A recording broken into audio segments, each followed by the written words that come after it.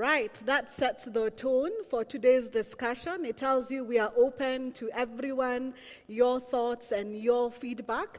And also remember, as we go on with this discussion, there's a number on the screen. You can send us a text or even a WhatsApp message. Would love to hear from you. And please also ask questions. We will get a response from our able panelists. And also, if you're going to tweet or share on your Instagram, Facebook, or even Twitter, remember the hashtag is Let's Talk. This month, it's about talking. Let's talk. We are finding solutions among ourselves. I think one of the things that I shared, and I truly believe about this church, is that many of the members here have been called for the nation, others even for the nations. And if we're going to find a solution for this nation, it has to come from right here. So purpose living, knowing that you are a solution for this nation and also for the countries around the world. One of the, we were going through worship, and I really enjoyed the worship. Thank you, worship team. And you know, when you get to that high, and I was telling God, I want to see you today. And I was expecting that wave or something, but God said, but all these people in this room, each and every individual, you can see me through them. The only way God is going to move on earth is through me and you. That is how he's going to manifest himself. So purpose today that you're going to live here, manifest in God in a higher way. Ask the Holy Spirit to do what I call a surgical procedure in your life. If there is any idea that you have that is not of God, ask him to remove it, or any attitude, ask him to remove it, so that you can begin to see more like God, to love like him, to speak like him, and look like him. I believe that about this church and every member here. So as I said, we are not going to have a verses. My first question, I'm tempted to ask, who should we blame? But it's not a blame game. It's an open discussion, and we are looking for answers and practical things that we can do, beginning with ourselves. The change I want to see must start with me. Christabel, so I said I'm not going to say who is to blame. So let me rephrase this question. What is the cause, according to your experience, is the cause of the unrest that we are seeing in schools at the moment? I would say lack of healthy outlets for young people. And that starts at home, yeah?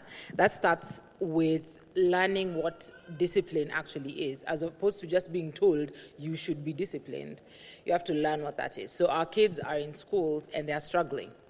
We know they're struggling, but for many of us, we are so involved in our own struggles, which may be genuine and legitimate, but our kids suffer because of it. And so one of the things, I think when Pasi was reading the profile, he said, I generally truly believe we can't be silent anymore, and we have to stop it. And as we were worshiping, and I love worship because we're really singing with all of our hearts to the Lord, right? Everything. And we're saying, I will not be silent. I will worship you, yeah? The way we are raising our kids is a way that we worship God. It honors God. He has placed his children in our hands. And so our children are frustrated. I don't think that there's a proper place for them to go with their frustration, especially within the schools. So we see this burning, and it's easy to say those teachers, it's just their fault. Or those parents, they don't do anything. And then at the end of the day, the kids continue to suffer. So we have to be willing to open the door of communication. We have to be willing to listen to our kids and what they're actually saying, and then respond to the actual issue as opposed to the perceived issue. Later on, I will ask you a bit about how to be more practical about, it's easy to say, let's communicate and so on. And I have to warn you about Christabel. She has wonderful aha moments. We just had a session with her earlier on in the first service. I'm so glad I could be here for the second service to listen to her again. Pastor, let me come back to you. And for you, vitu kwa ground, you know how vitu kwa ground iko. Vitu kwa ground ni different, ama what is actually going on with our youth? Thank you, Cynthia.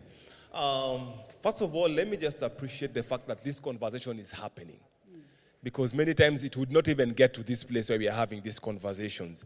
But as we've had these talks about what is going on, one of the things that I've learned about us as a culture is that we don't mind if things are burning, but quietly.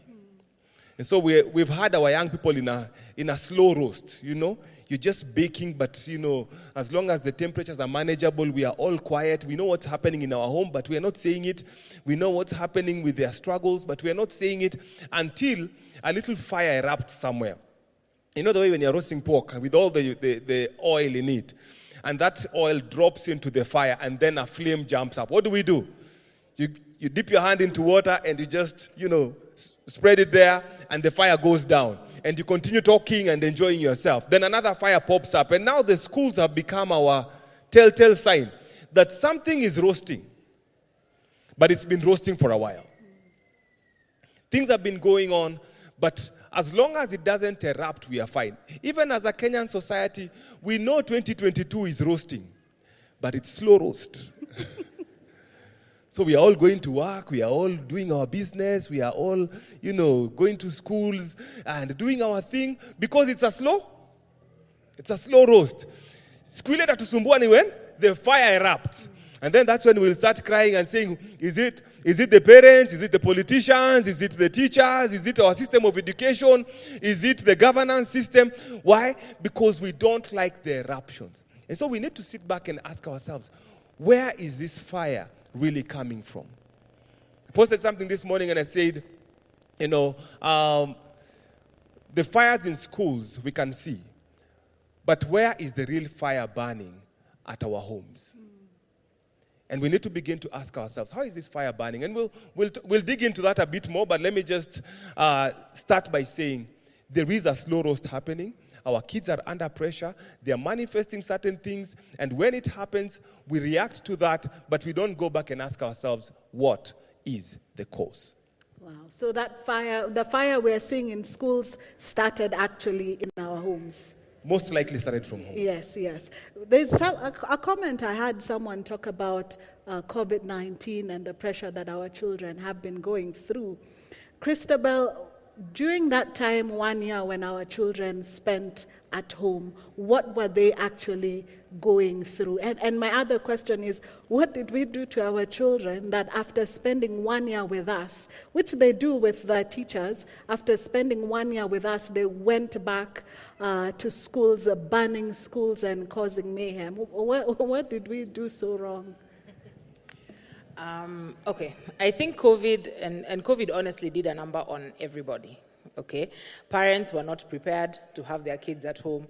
Teachers were not prepared to be at home and then now be parents, in the house. Everyone is locked up in one place. And I think I said before, we had present but absent parents.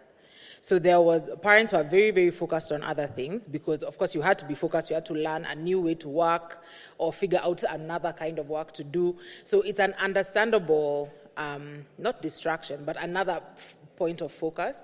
But at the same time, our kids were then left almost to their own devices and then literally to their devices. Okay, because now now that the school said you must get a laptop and a tablet and a phone and everything. Yeah. So sometimes you're dealing with kids who no, I don't know if you sent a message to which number, on which tablet, on which gadget. So kids are struggling with loneliness. Kids are struggling with depression. The suicide rate has skyrocketed, and that's not necessarily just a Kenyan thing. That's in general. Yeah. And also young people being involved in really abusive, unhealthy relationships. So they continue to do this, and it's only reinforced online, which is their main source of information now. Yeah, because before us, we used to be your mom would switch off the TV, and okay, now you have to talk to me, right? That isn't there anymore.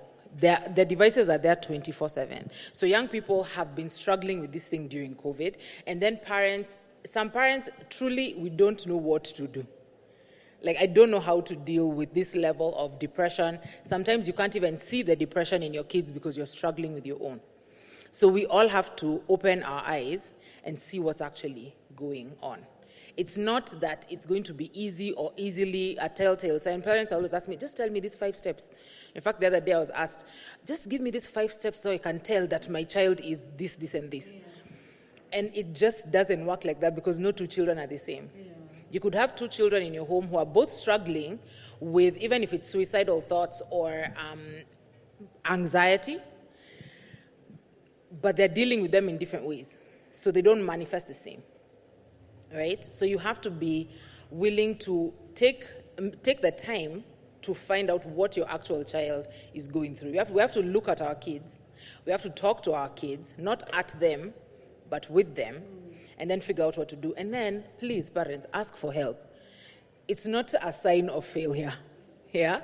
Ask for help from the people around you. God has put us in a fellowship of believers for a reason. So ask for help so that all of our kids benefit. Again, it's not just about my kids. My kids are okay. Yeah. In fact, parents are like, my children? No. But your kids grow up with all the other kids. We are in a society. So COVID happened. COVID is still happening, and kids are still dealing with it, but we have to start paying attention to what is actually going on. Yes, I think one of the things I'm hearing from you, we have to have that relationship also with our children and not just look for fixed ideas. There's a lady actually said in the video earlier, she said that she blames the children because the children were relaxing, now they've gone back to school. I won't give my personal comments on that. However, she mentioned suicidal rates going up. And I was reading a report that in June, and in 3 months to that, we lost 483 people, Kenyans, due to committing suicide. And the youngest is actually a child who attempted below age 10. What is that connection of who we are as a society and parents and the children we are seeing today? Because it looks like the adult numbers are reflecting even when it comes to the cases that we are having with children. Right. The correlation. I think when we look at our society right now, we are all under pressure. Let's face it, right? Even if you're doing well, you're scared because you don't know how fast you can be cut off by the next person who comes with a better deal than you have with that company or, a new talent that has come in. Now, our kids, looking at 2020 and what happened, first of all, congratulations, you made it through. Right? When we are talking to our grandchildren later, we'll tell them, we survived COVID-19, yep. In 2020. And this is how it was. 2, just as much as the teenager was unprepared, the parent was unprepared. I like telling people, for many of us, we lived together with our spouses. We have never been that married until 2020. Because you live in Rongai or you live in Kiserian and you leave home at 5 a.m. or 4 a.m. to get into town and arrive home at 9 p.m. So literally, you're basically housemates for a few hours. So you've never been that married to your wife. And that came with its own shocker. Secondly, we had subcontracted parenting to schools, to activities, to programs, and then everything locked down. And for the first time, we were actually the real parents of our children. And shock on us, we realized the only communication we've had with our children for the longest is, have you eaten? Have you finished your work? And we've never had swaths of time where we can sit down and just have a stare down and wonder, who is this child? And they're wondering, who is this parent? And we were introduced to ourselves and to our children in such a shocking way. Adding to that, of course, the economic challenges we were facing, the uncertainty, all right, that came with COVID-19. And so all these things are bearing down on us. But I always say, for everything that happened to you as a parent, your son, your daughter had a double portion. So if the president says we are having a lockdown, you go home and say to your children, it's lockdown. All right? So you can leave and go and look for food, but your kids have been told, don't even peep through the keyhole. How many of us are witnesses of that? Don't even talk to your neighbors. But you can walk out and ask the neighbor, hey, how is it going? You can drive to your office and have a few hours there, and you get a bit of reprieve. Our children were on a double lockdown. Another thing that happened is that they were also, because they had to go to school online, we had to allow them to have gadgets. I had committed my children will not have a phone or a laptop until they're 18. Woe unto me. I had to buy a laptop for my son, phone, because now he has to go online. The little ones, of course, are doing a different program, so fortunately they are not able to, they don't have to have it. But my son is 16 and has a laptop and a phone. So I failed as a father in my goal, millennial goal, you know. But it just exposes him that much. What do they get when they go online? They see all these young people who are looking so cool, they're enjoying themselves. You know, they've sneaked out of home and taken a picture in some cool location. And he's sitting there feeling, woe unto me, I'm the only one who is locked down here. So what does he do? Looks for a nice corner of the house, takes a picture, and also looks feeling blessed. And depresses his friends on the other side. So the friends depress him, he depresses them, and there's a whole global phenomena of depression because everyone is looking good. But we all know we are not looking good. And I know even you as parents have faced the same thing. You see a guy has gone to Mombasa, and you're thinking, my husband is just here looking at me. The only time we go out is to go hang clothes.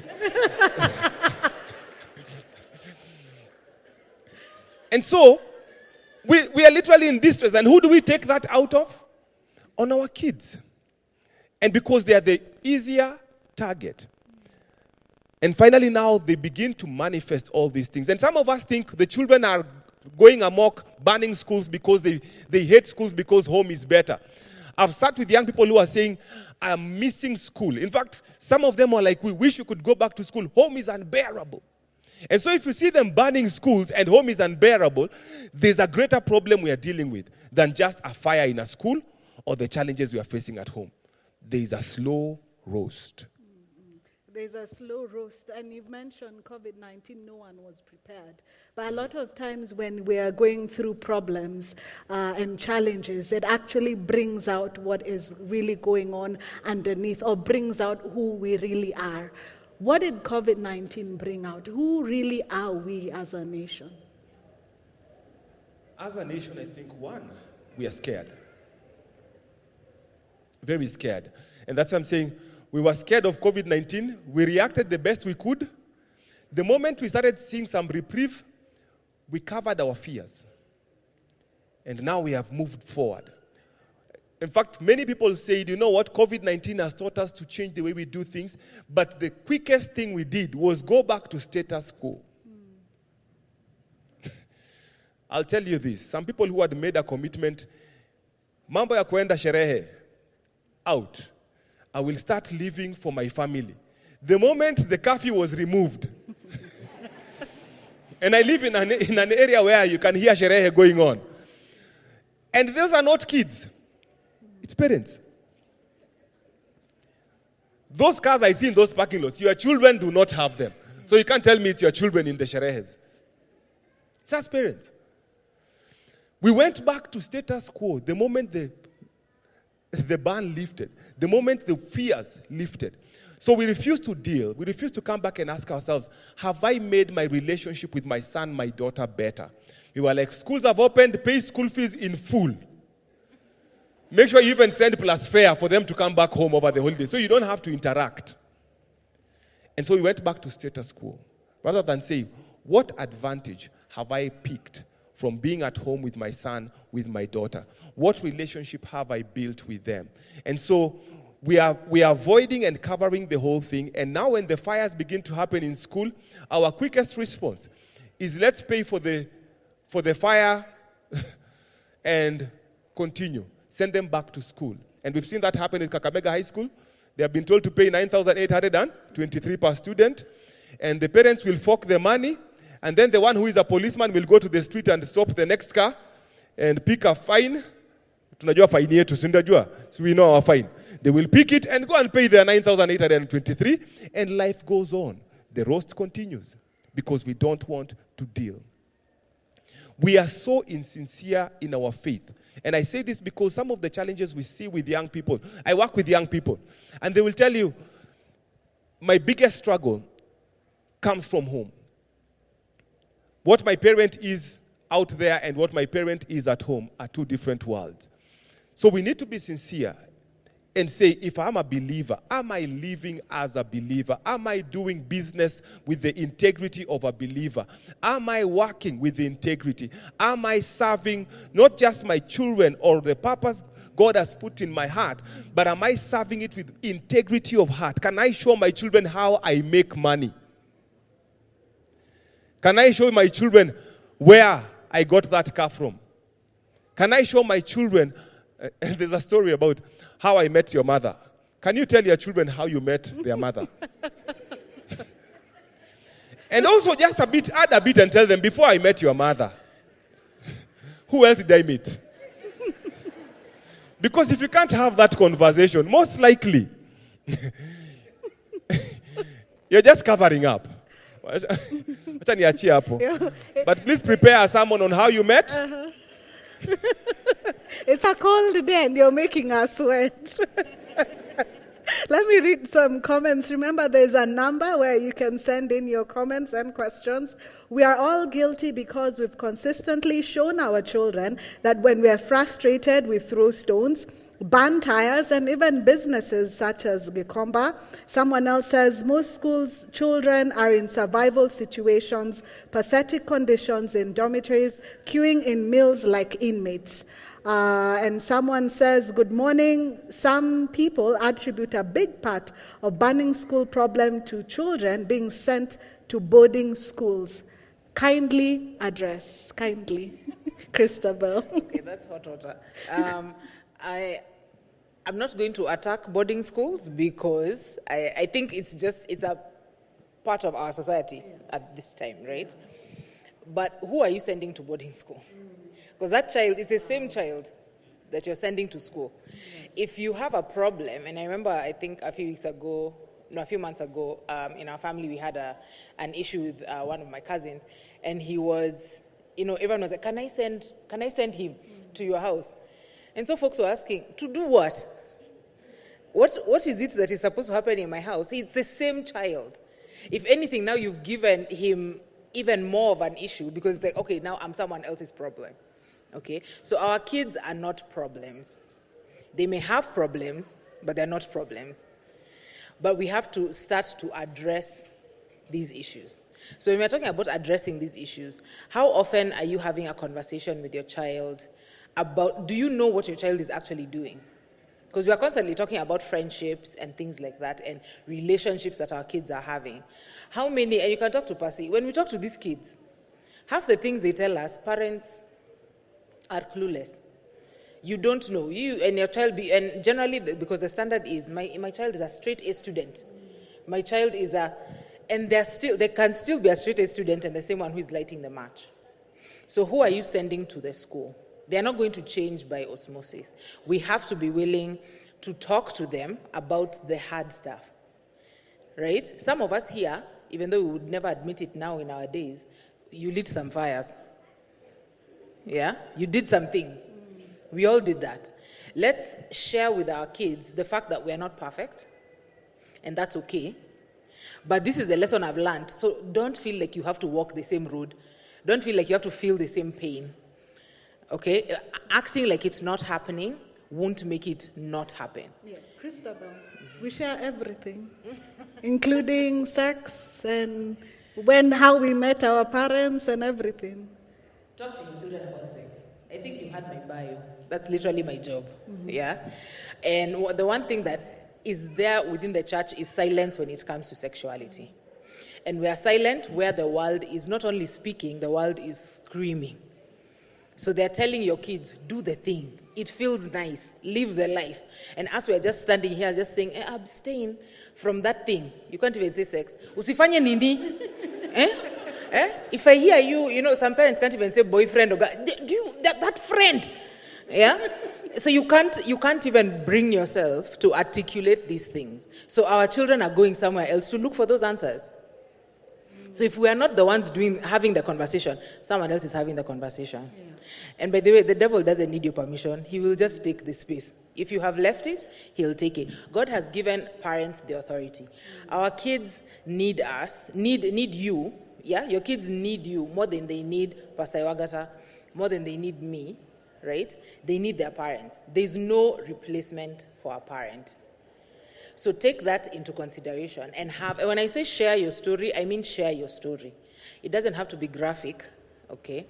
But you just tell them the things that I've done that maybe I'm not very proud of, yeah? I'm not proud of this, and it's hard for me even to share this with you. But I'm sharing it with you because it's important enough. So you're going to have to become uncomfortable. You're going to have to sit in that uncomfortable place and have that uncomfortable conversation, and you're going to have to do it consistently. I had to bring up sex not to make you, Christabel, uncomfortable, but because we saw the numbers of teenage pregnancy rising last year, which was also a major concern. But Pastor, let me ask you a spiritual question that has just come up from one of us here. Might we be overlooking the battle that is happening in the spiritual? We have become a more permissive and apologetic society.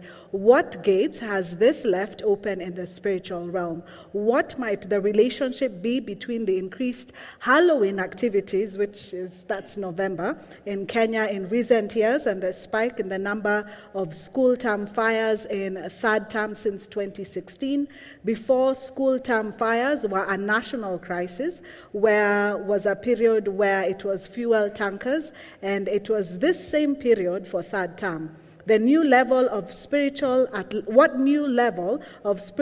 alertness do we need as Kenyan Christians? Spiritual warfare is real. And the biggest, and again, we come back to the family. The strongest voice in standing in the gap for any child is their parent. As a pastor, I can pray for them, but I kid you not, I have probably 100 teenagers that I'm looking at any given point. Those I'm pastoring in church, those who are mentoring out there, but you have 2, 3, or sometimes even one kid who needs your investment in prayer.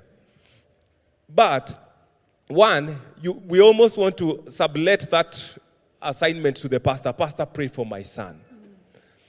Helen Baylor wrote a song and talked about her praying grandmother. She was raised by her grandmother. And she says how in her teens, she went totally out. She's an amazing voice. Some of you may know her because she's an old-timer. But she talks about how she struggled in her teens, becoming this celebrity musician, I think at about 11. And so every club, every artist wanted to do a collab with her. And she rose through the ranks. And you can imagine the secular music world, the drugs, the parties and everything. And she went through that. And the grandmother kept telling her, I'm praying for you. One day, that voice will sing for God. Helen Baylor pulled all the stunts she could, even sneering. Though this is a mother house, did all that. But at the end of the day, most of us have no idea Helen Baylor was a secular musician. Because the prayer of her grandmother brought her right back to the place where God wanted her to be with her voice. And she led generations in worship because of a praying grandmother. What are you doing in your place of prayer with your child? And I'm not saying you go and anoint her bed with oil at night, Father, tunapaka mafuta. The kid is wondering why is she sweating oil every day, No, just standing in the gap for her. Yeah. Now, standing in the gap has 3 components. Number 1, it's as a model. You can't stand in the gap and then live differently. You can't be praying for her to be pure when, we know when it's ponyo mahali. All right? That's true. You can't stand in the gap when your words and your actions are different. Number 2 is mentoring. And mentoring is what we're talking about, speaking to them. Tell them about life. Tell them about the struggles you've gone through. Tell them about your mistakes and your success stories. Tell them you are number 1. Okay? It's fine. If I come and I was your classmate, I'll agree to be number 2. When you come to my house, I say I was number 1. Okay? We just strike this thing and we keep moving. But tell them your stories. And number 3, help them identify their mission. One of the problems we face is that many times we put boundaries rather than putting a goal. The Bible says, Jesus, who for the joy set before him endured the cross, scorning its shame, for the joy. What is the joy of your child? What is he or she aspiring to be? Show them that and tell them you need to know what you need to know to do and what you don't need to do so that you can reach there. The joy of getting there will help them drop some things that they would otherwise do because they have to beat their bodies, discipline themselves to become that person that they want to be. So mission, mentoring, and model. Those three have to go hand in hand. Spiritual warfare, sometimes we over-spiritualize it and say, you know what, spending 7 hours in prayer. But spiritual warfare is standing and saying, my son, because I want you to be a better man, I will not do the things that my friends are doing. Wow. It's interesting when we read the Bible, how God even expresses his relationship with us or to us is through father-child, father-son.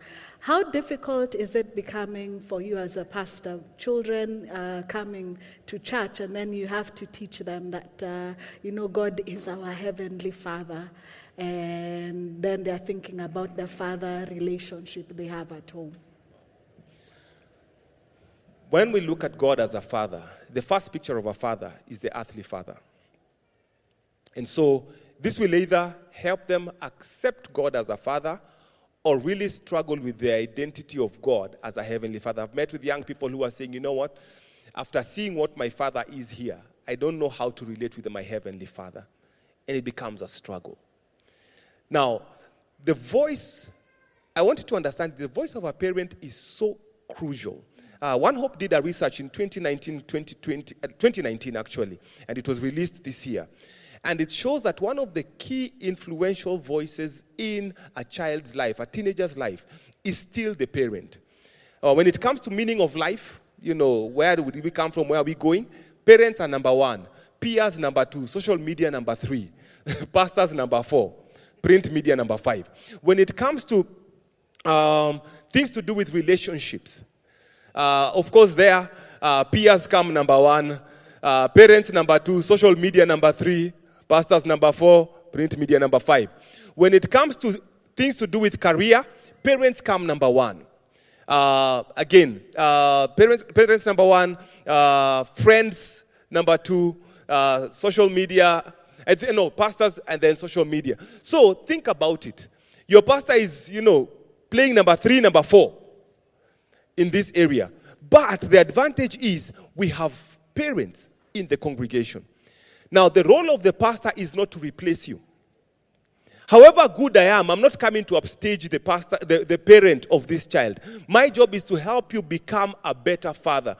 I may do that by having conversations, help them have that conversation on sexuality like what Christabel does, and then help them understand. Now go back home and hear what your parents have to say about this, and they come and ask you a question, and it gives you a window. Not that's the time to tell them, umeosha nguo, toka hapa. No, just take it and have that conversation. And they'll be able to grow. I will tell you this. It doesn't matter how many people lay hands on you and say God is calling you. The voice of your father, the voice of your mother is so key. And I'll illustrate with a story.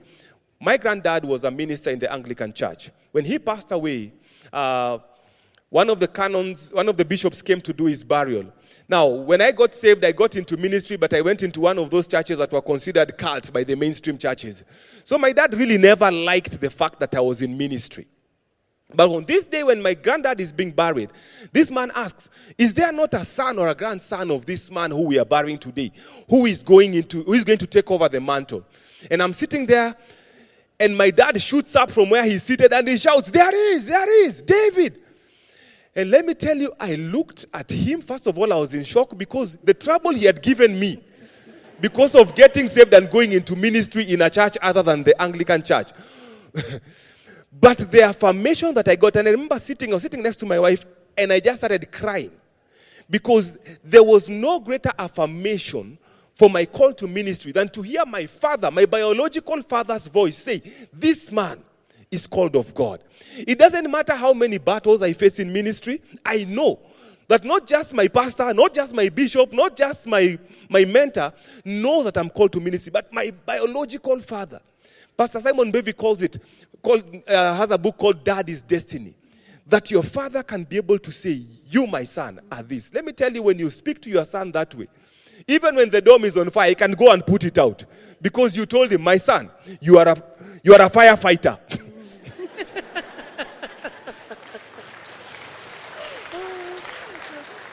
It's quite interesting you say that, because even when you read the books of former President Obama, who was, one of the most powerful men in the world, his books, and I've been listening to his podcast, 90%, everything still goes back to his father who they didn't exactly have the relationship.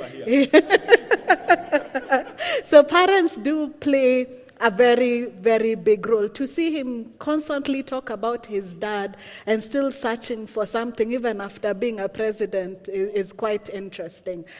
Christabel, let me come back to you. And I liked what Pastor said, that, standing for our children doesn't just mean throwing oil at them at night. So give us practical things that we can do to build that gap between us, and also some of the resources that are available. Okay, so number one, we've put on parents a lot of pressure today, justifiably, but we have. I want to encourage you and tell you that, again, one of the songs that we sang is, God is perfect in all of his ways towards us. So God has put you as the parent of your child in this generation and at this time, and he has equipped you to do the work that he has given you. There is nothing that God can call us to do that he doesn't equip us to do. So our this generation may seem really, really frustrating, because as we used to be told, don't do it. And I mean, even if you did it, you tried to do it undercover. Here, the pushback is just immediate and in your face. Okay? So it can feel overwhelming. Okay, so the first thing that I tell parents, and I think I mentioned it before, ask for help. You have to equip yourself. Many of us came from a generation where we learned about sexuality through guilt and fear and shame. Yeah, because all of us just knew if you had sex, God was going to make you pregnant. that first time. Yeah, and you only had to hear one story of a girl who had sex and got pregnant, and it was like, I see Mimi. Yeah, and that stuck. Or there were these books that we used to have in school where they would show you STD pictures, and you were like, hey, Jesus, I don't even know how are these people, like, who was taking these photos? Yeah. So many of us have very clear trauma sometimes when it comes to the issue of sexuality, and that's what keeps us silent. So you have to equip yourself when it comes to that. That means it's going to take you time. It's going to take your resources, but it's worth it. The biggest lie about sexuality is the talk, the one, as though it was that one time and your kid will be fully equipped for life. Like if your child came to you today and told you, hey, but I learned maths last week, you would be like, yes, yeah, that is enough forever. Yeah, so you don't accept it for anything else, don't accept it for this. So equip yourself. I have a program, it's called Holome, and it is basically a goal. My goal is to equip parents to equip their children. Whenever we're having this conversation about sexuality, when teen pregnancy comes up or anything like that, the ball is constantly being thrown. Yeah? And the kids, again, are the ones who end up getting hurt. So I want your kids need you in their lives to speak about their sexuality. They need you to be able to tell them your own story, your own mistakes, and how they can get back up again. So my goal is to, number one of my first things is to get parents on social media. So if you don't have Instagram, today is the day. Okay? It's today. Can you agree? I need affirmation. It's today, all right? Join social media so you can see what your kids are seeing. So you can know the questions you need to answer. So you can know how to engage with these things. It will annoy you a lot. But you still need to know what's going on. So when you join social media, you can go on there. I think it was put up. It's called Hulome, and through there, you can get resources for parents. So you usually have workbooks for parents, and you can buy them all. Their ebooks. You print them for yourself and go through certain questions, because you have to know what you want to teach your kids.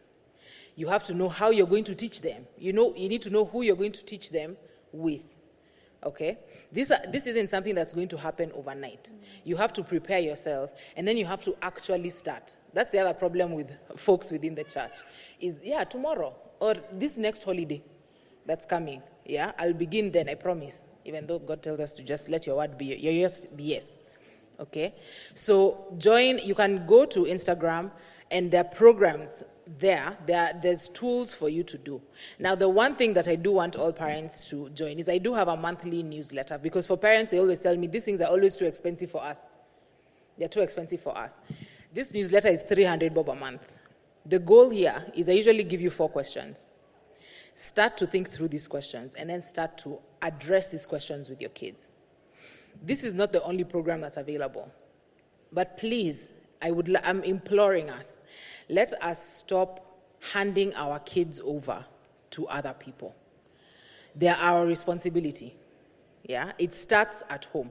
And I think the analogy that I used before was the 3-legged stool, right? So you have church, school, and home.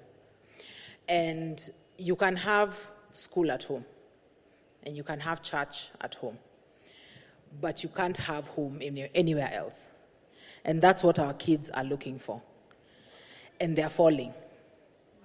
If you listen to our kids, they are struggling.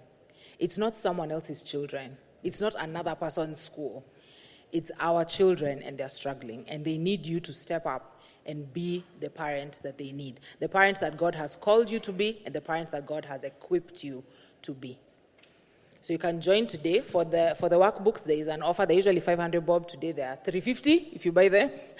So you can get the whole collection for 2021 and just start the conversation, because it starts with us. We can't keep putting it off and hoping that we'll just wish it away, because that just can't happen. Yes. As we wind up, last question, just under 1 minute. We are learning that, and we are, like for me, I'm making note to self mistakes that I have made, but I'm also thinking I'm not that young. Can you encourage us as parents, because people say you can't teach an old dog new tricks?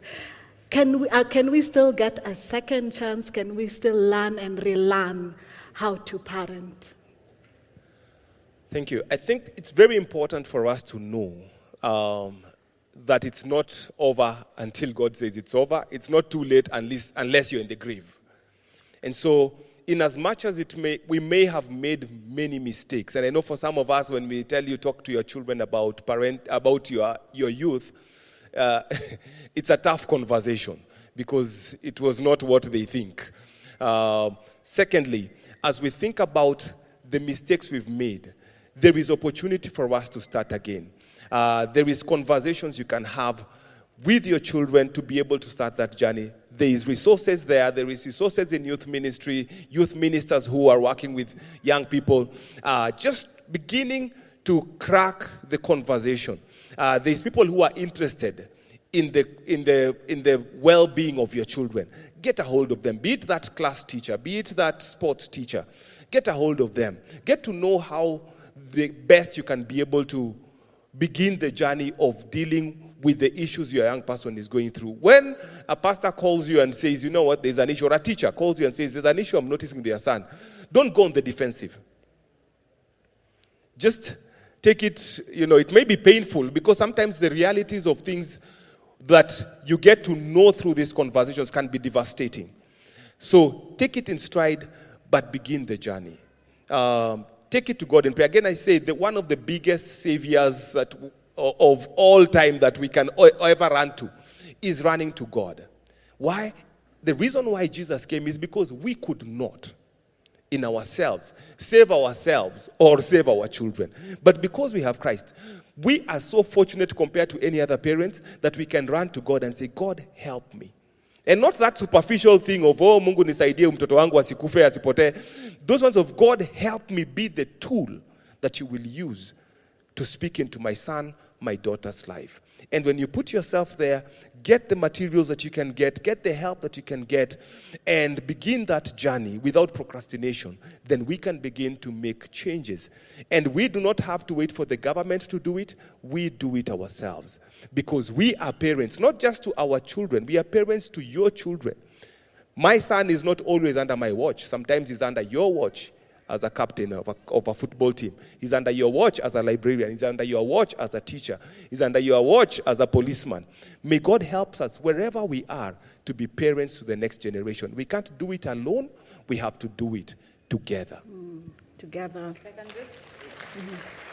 Christabel came here. She's not only giving us a discount, but her team is here. So you can sign up after the service. Yeah, at the back.